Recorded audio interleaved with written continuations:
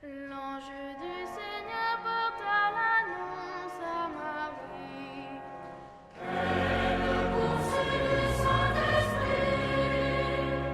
Réjouis-toi, pleine de grâce.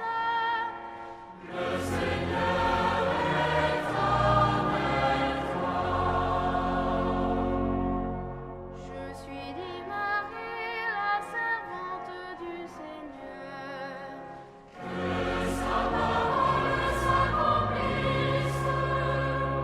Réjouis-toi, pleine de grâce.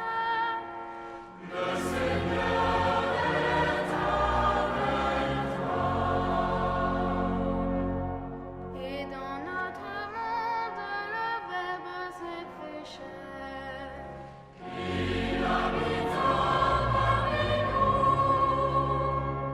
Réjouis-toi, pleine de grâce.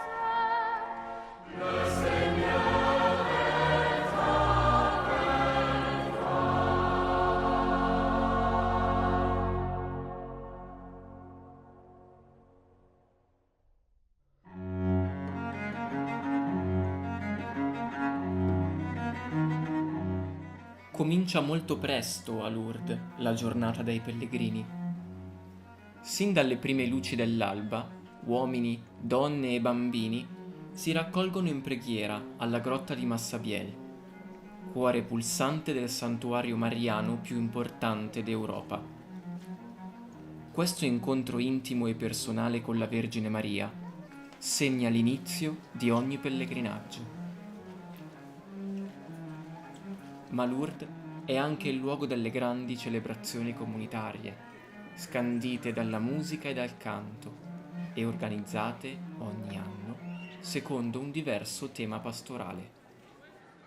La messe du thème d'année est quelque chose de très important à Lourdes, parce que chaque année, il y a un thème pastoral, comme on appelle, et tout est organisé en fonction de la messe qui est le mercredi, et qui est presque plus importante que le dimanche ici, si l'on peut dire, parce que c'est un choix qui a été fait par l'évêque et le recteur, et en général, ça a un sens spirituel important. Dans certains cas, comme l'année de la miséricorde, évidemment, c'est le pape qui avait choisi le thème. Sinon, le reste de l'année, il y a différents thèmes. Alors, par exemple, cette année, c'est « Le Seigneur fit pour moi des merveilles », allusion au Magnificat. Et l'année prochaine, ça sera « Faites tout ce qu'il vous dira ». Alors, en fonction de ce thème pastoral, je prépare le chant principal, soit composé par moi-même sur un texte que j'ai fait, soit composé sur un texte d'une autre personne. Ça arrive dans certains cas. Et quand le choix du texte a été fait et la musique réalisée, je demande aux différents traducteurs officiels du sanctuaire de le traduire. Mais c'est beaucoup de travail parce que tous n'habitent pas à Lourdes. Ils habitent dans différents pays d'Europe et ce n'est pas toujours très simple. Et certains sont rapides pour faire la traduction, d'autres très longs, parfois 2 mois.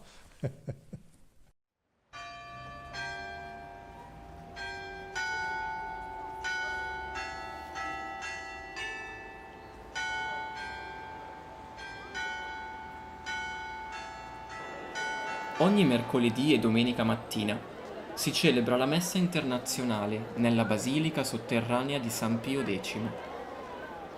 Alle 8:30 i pellegrini che desiderano prestare servizio come coristi sono attesi dal direttore per le prove di canto. Donc ce livre-là, on ne l'emmène pas après la répétition, d'accord? Parce que déjà, il n'y en a pas assez pour tout le monde.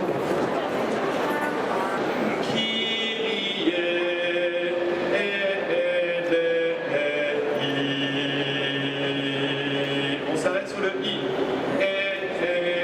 Les chants ont été choisis selon des critères assez précis, c'est-à-dire ce qu'ils ont comme connaissance d'abord musicale, c'est-à-dire obligation de savoir lire la musique très bien.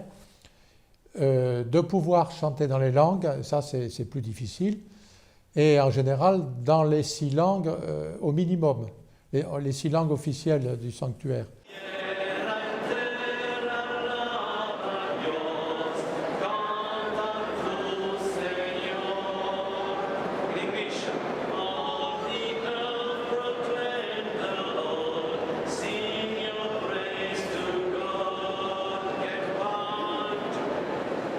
Je dois dire que je reçois beaucoup de demandes de gens qui voudraient venir ici comme chef de chœur ou comme chantre ou comme organiste, même de plusieurs pays, etc.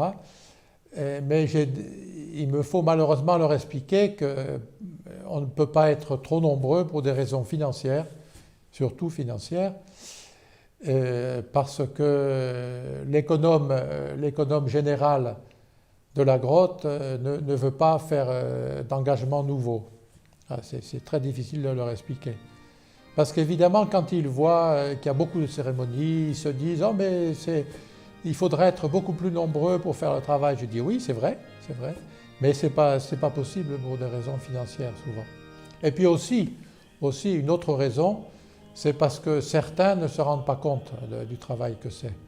Il arrive parfois qu'un chantre s'imagine qu'il pourra chanter tous les jours dans toutes les langues et puis il s'aperçoit que c'est beaucoup plus difficile qu'il ne lui paraît.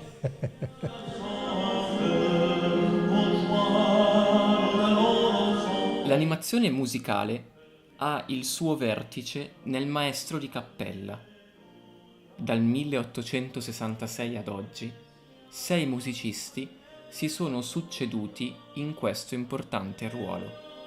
La tâche de maître de chapelle à Lourdes est toute proportion gardée, un peu comme dans les pays anglo-saxons, ce qu'on appelle le cantor. Ce n'est pas celui qui chante, c'est celui qui a la responsabilité de l'ensemble de la musique liturgique, c'est-à-dire les chantres, la chorale s'il y a une chorale, les programmes, l'esprit de l'ensemble, les instrumentistes, organistes, trompettistes, etc. La fede in Gesù è la nostra vita, per l'umanità sola verità, che dono del Padre. Gli animatori musicali del santuario si servono di un repertorio multilingue, in cui sono raccolti canti per ogni tipo di célébrazione. Le répertoire multilingue de Lourdes a commencé à être établi il y a longtemps, c'est dans les années 70. Au début, on n'avait pas beaucoup de choses dans les différentes langues, du moins pour faire un recueil élaboré. Alors on réunissait des traductions, par exemple, de chants connus dans plusieurs pays d'Europe, comme Laudate Dio, par exemple, pour prendre un exemple simple. Et puis, assez vite, j'ai commencé à faire un travail le plus complet possible pour avoir des ordinaires de messe, des chants d'entrée, des chants de communion, etc. Et donc, cela a pris plusieurs années. Et on a abouti à différentes périodes à des fascicules de plus en plus gros, avec des chants soit qui venaient de Lourdes, soit qui venaient d'autres pays.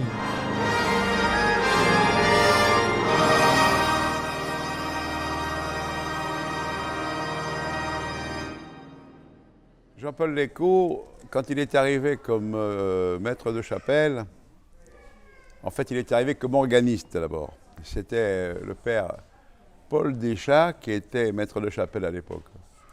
Et ils ont fait équipe, c'était dans les années 70. Quand ils ont fait équipe tous les deux, ils ont toujours voulu privilégier la trompette dans les chants de Lourdes. Comme vous pouvez l'entendre régulièrement, la trompette, elle est très présente ici à Lourdes. Donc évidemment, les arrangements sont faits par Jean-Paul Lécaud, mais avec, au fil du temps, Et le nombre de fois où nous répétons ces chants dans le cours de l'année, il arrive que je fais des improvisations, je me colle le mieux possible au chant de Jean-Paul.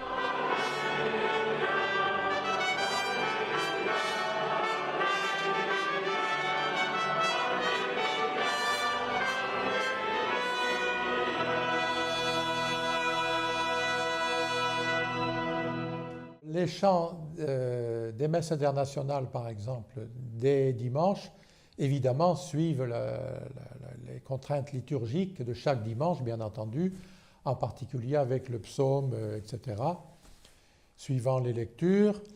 Et je choisis, par exemple, le chant d'entrée quand c'est possible, au moins en rapport avec l'évangile du jour, plus ou moins. Et puis le reste, alors l'ordinaire de la messe, j'alterne plusieurs choix typiques, c'est-à-dire ça marche sur quatre ordinaires différents que j'alterne pour ne pas que ce soit toujours la même chose un peu. Mais on retrouve régulièrement donc des chants que les gens connaissent en général, c'est-à-dire les ordinaires de messe, le Sanctus de Lourdes, les différents Gloria, etc.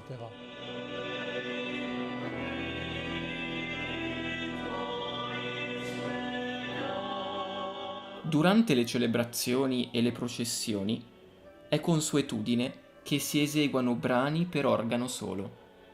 En général, pour toutes les cérémonies que je joue, que ce soit dans les basiliques du Rosaire pour les messes en français, ou les messes internationales et les processions internationales, je choisis chaque jour un groupe d'auteurs. Alors j'ai 230 fascicules que j'ai établis, de styles différents, baroque, romantique, contemporain, etc.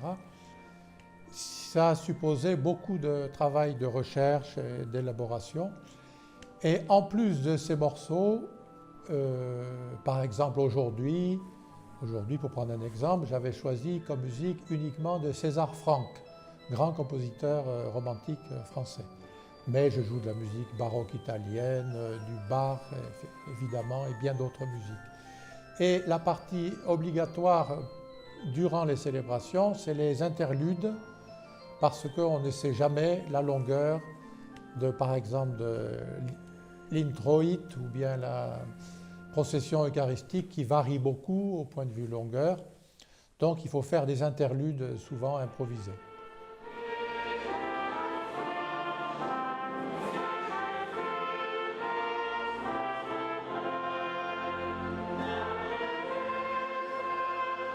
Il canto liturgico ha nella forma polifonica la sua più alta espressione. Anche a Lourdes si offre ai fedeli l'ascolto di brani polifonici, grazie ai quali le celebrazioni diventano ancora più ricche e solenni. Nous avons l'habitude d'avoir quelques très bonnes chorales de différents pays, italiennes, irlandaises, américaines, de tous les pays, et parfois de pays beaucoup plus lointains. Et je me mets d'accord en général bien, mais pas toujours, hein. Il y a des difficultés parfois. Par exemple, il y a eu un ensemble polonais qui est venu l'année dernière, qui n'avait que des musiques de films. Alors je leur ai dit que ce n'était pas possible. Et alors ils m'ont dit « Ah, mais ce n'est pas grave, on a une soprane avec nous, on va arranger quelque chose. » Je dis « Oui, mais ça ne va pas. » Alors ils ont été déçus, parce qu'ils ne comprenaient pas l'esprit de la chose. Donc il faut sans arrêt vérifier les choses, discuter avec eux. Et alors, il y aura une deuxième sorte de chant polyphonique, mais beaucoup plus modeste, et c'est ce que nous faisons avec les chantres ici. Mais malheureusement, nous n'avons pas de chœur attitré et permanent, parce qu'on n'a pas les moyens financiers. Et puis Lourdes est une très petite ville. Donc il faut s'organiser avec les chantres. Et j'ai fait un grand nombre d'arrangements pour deux voix, pour cette raison-là, deux voix et trompette et orgue. Et le répertoire de petits motets, il y en a environ une centaine, ce qui est beaucoup.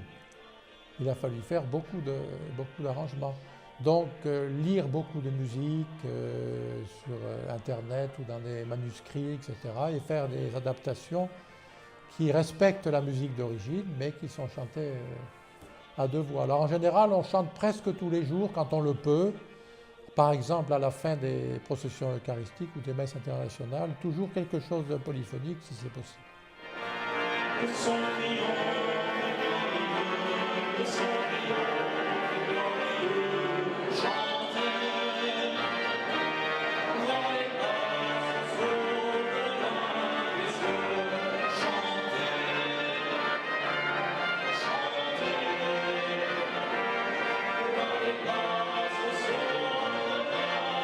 Una delle caratteristiche della musica di Lourdes è la presenza della tromba, sia nell'accompagnamento dei canti, sia in momenti di sola musica.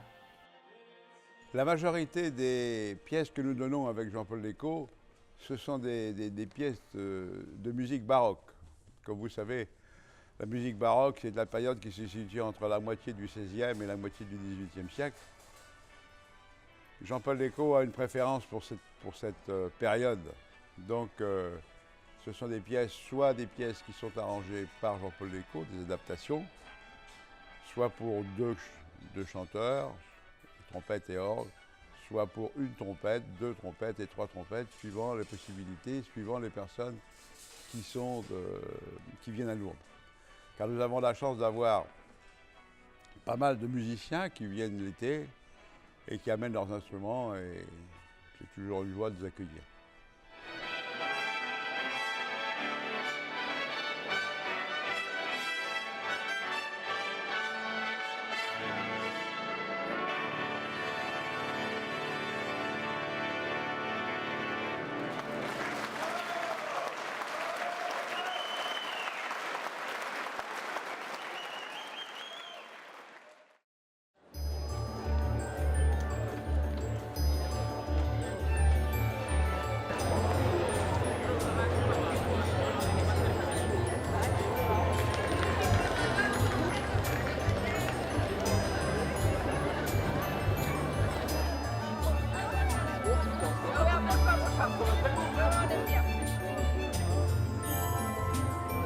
Super, merci beaucoup.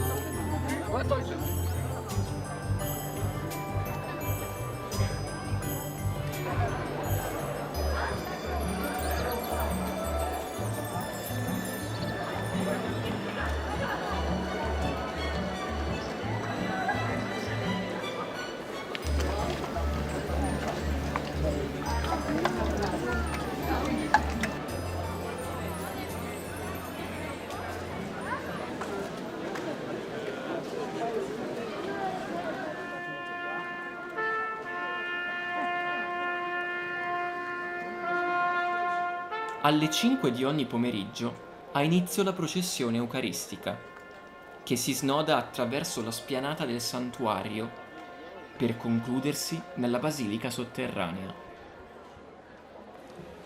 Gesù viene ora verso di noi. Se c'è possibile, attendiamolo in ginocchio.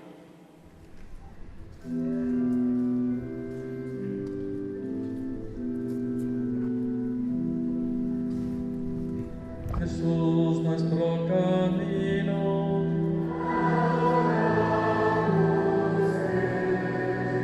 Jesús nuestra verdad, Jesús nuestra vida. Tutto il percorso è seguito dalle telecamere di TV Lourdes, il broadcast che garantisce la totale copertura delle cerimonie del santuario, trasmettendole in diretta su internet, oltre che sugli schermi della Basilica San Pio X. Pendant les célébrations, celui qui dirige le chœur est obligé d'avoir un œil toujours, bien entendu, particulièrement lui, sur le déroulement de la célébration, surtout si c'est à l'extérieur, quand la procession eucharistique part de la grotte ou part d'un autre endroit, du rosaire ou d'un autre endroit, ou de la prairie, etc.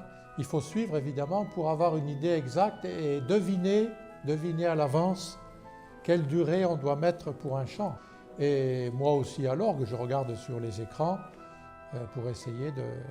Alors parfois, il faut par exemple, quand la procession est beaucoup plus longue, il faut adapter. La storia della musica di Lourdes è anche la storia degli organi costruiti nel santuario a partire dagli anni immediatamente successivi alle apparizioni del 1858. Il y a dans le domaine de la grotte, ce qu'on appelle, 5 orgues pour l'instant. Le plus ancien, c'est celui de la basilique supérieure, à la tribune, qui est dû à un très important facteur d'orgue français qui s'appelait Cavaillé-Coll au XIXe siècle. Puis il y a eu l'orgue de chœur de la même basilique par le même constructeur. Ensuite, il y a eu le grand orgue symphonique, on pourrait dire, de la basilique du Rosaire, qui est du même facteur, mais beaucoup plus tardif, puisqu'il l'a fait à la fin du XIXe siècle. Mais c'est un orgue beaucoup plus important, mais différent complètement de style de celui de la basilique supérieure, même si c'est le même constructeur. Puis il y a eu l'orgue de la basilique souterraine, Saint-Pidis, qui a été fait à l'origine par une fabrique espagnole, et il a été refait ensuite mieux, parce que la première fois on l'avait fait avec des moyens financiers un peu limités. Après on a fait mieux. Et puis il y a eu les inondations récentes, il y a environ 4 ans, où il y a eu 3,80 m de boue et d'eau dans la basilique. Donc l'orgue a été très très diminué par les intempéries et les inondations. Et il a été refait pendant 2 ans et demi. Très bien. Oui. Et il y a dans l'église Sainte-Bernadette qui est en face de la grotte, il y a un orgue italien, mais de style baroque français, qui a été fait par le facteur Formentelli qui habite Vérone.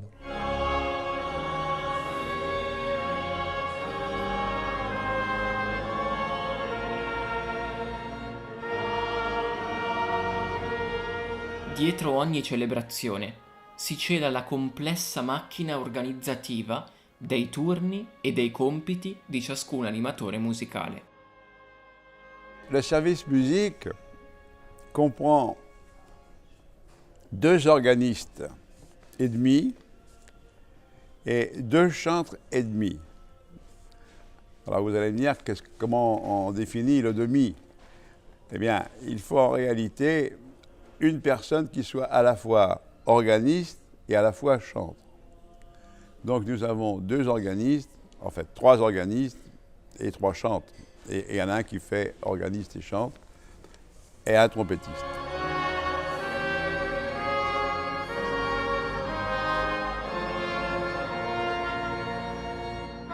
Le planning est organisé chaque mois par plusieurs personnes parce que c'est assez complexe pour les chantres, les organistes particulièrement. En effet, c'est difficile parce qu'il faut tenir compte des lois, aussi de la loi française, pour les jours de repos obligatoires pour ceux qui travaillent selon la loi. Donc il y a un nombre d'heures qu'il ne faut pas dépasser. Pour moi, ce n'est pas pareil parce que je ne suis pas salarié.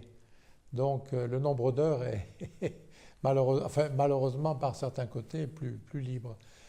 Alors les journées de travail varient selon qu'il y a par exemple la messe internationale du mercredi ou du dimanche et selon les jours de congé obligatoires de ceux qui travaillent, etc. Alors il y a, pour les chantres, il y a 2 chantres principaux, mais il y a aussi 2 chantres auxiliaires qui travaillent dans une autre fonction.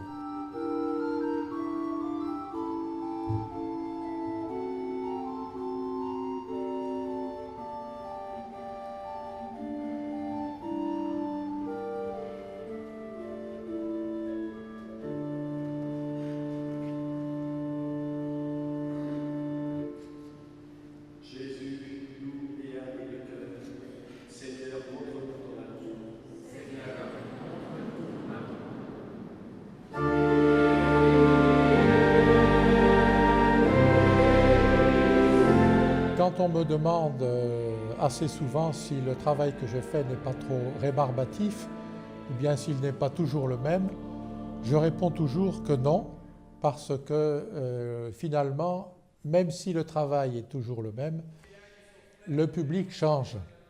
Déjà, c'est déjà une grosse chose. Et on retrouve aussi beaucoup de pèlerins, d'amis, chanteurs, etc., qui reviennent régulièrement à Lourdes et on est très très content de les revoir. Et d'autre part, le public est toujours renouvelé et on assiste à beaucoup de rencontres, on participe à des rencontres directes ou indirectes avec des pèlerins, beaucoup de pèlerins malades, qui sont eux-mêmes très sensibles de leur venue à Lourdes. Et nous, on ne peut pas rester insensibles devant leur réaction quand ils viennent à Lourdes. Et aussi parce qu'ils nous racontent parfois leur vie. Et c'est très émouvant. Par exemple, il y a quelques jours, il y avait un pèlerinage où il y avait des jeunes handicapés mentaux. Et c'est vraiment terrible. Je ne peux pas raconter tout ce que j'ai vu parce que c'est tellement terrible parfois, mais c'est très émouvant pour nous. Et je crois en français, on dit on n'est jamais blasé. Blasé, ça veut dire, comment dire, indifférent. Non, on est vraiment sensible à ça.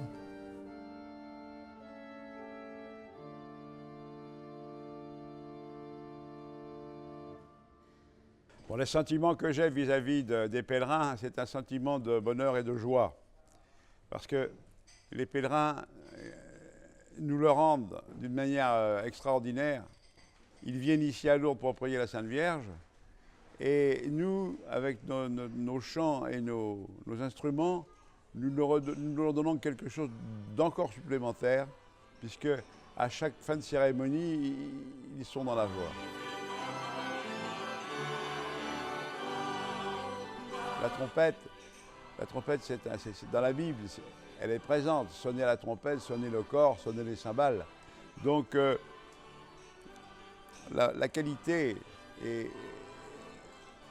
des cérémonies que nous leur offrons, auxquelles ils participent, est quelque chose qui, pour la majorité, ils n'ont jamais vécu. Donc, je suis très heureux.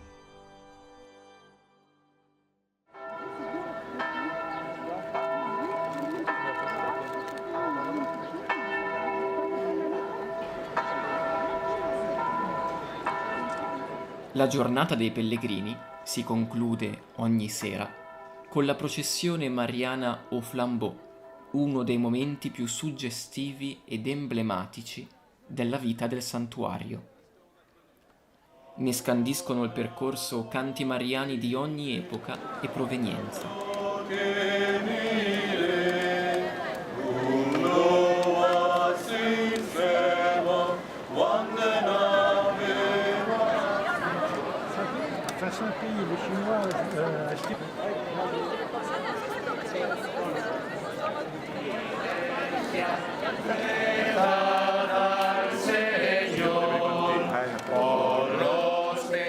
Quand nous avons eu la célébration du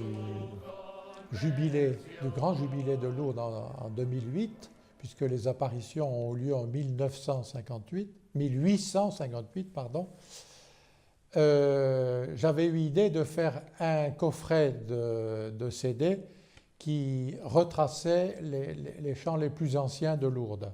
Alors, ce CD existe.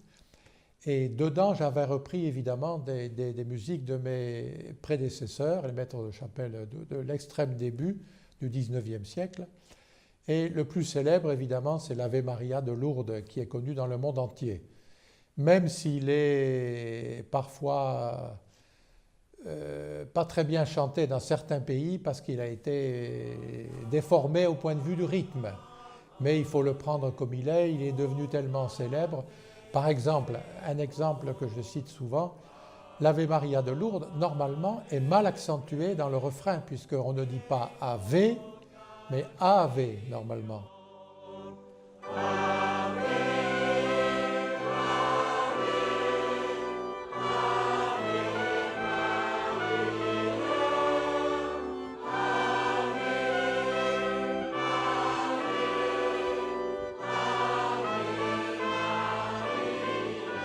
Et puis il y a eu d'autres Ave Maria et d'autres chants à la Vierge que j'ai choisis dans d'autres pays.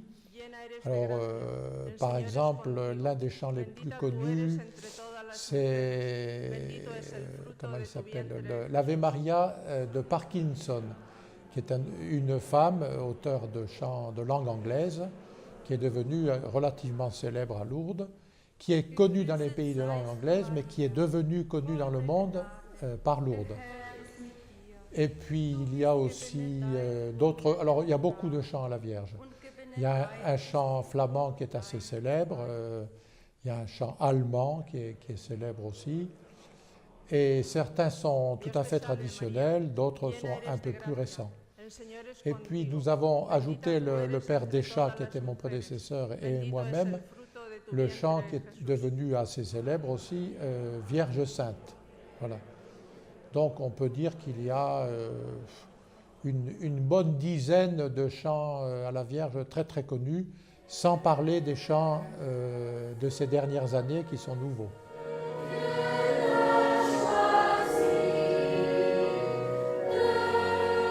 La Vergine Maria disse a Bernardette: «Desidero che si venga qui in processione».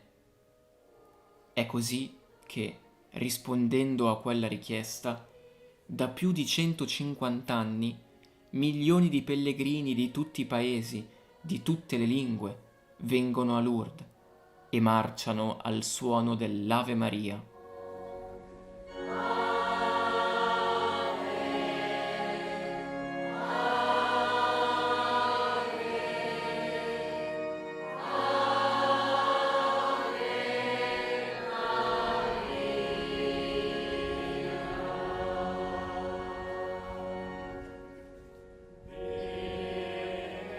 I giovani e gli anziani, i malati e i sani, i felici e i disperati.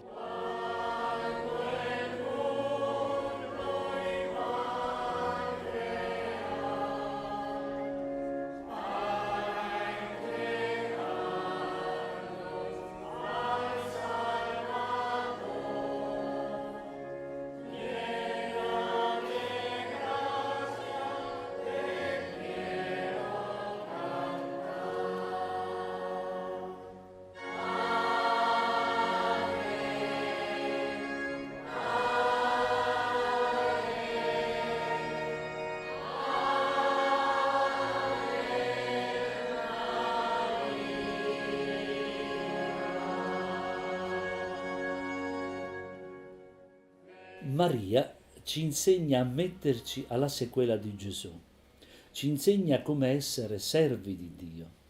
Servi del Signore sono coloro che hanno compreso che solo Dio ti conduce alla felicità eterna. Allora, alla scuola di Maria, cantiamo insieme il nostro Magnificat, il nostro rendimento di grazie, la nostra gioiosa riconoscenza per le meraviglie che Egli ha fatto per noi Suoi figli. Innalziamo la nostra preghiera con il canto.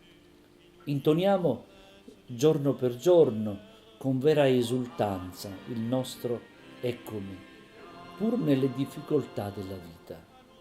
Scriveremo allora musiche celestiali, danzeremo la gioia di essere annunciatori del Vangelo, porteremo sì la nostra croce come Gesù, ma nella certezza che un giorno questa fiorirà tra i canti di gioia nell'eterna vita.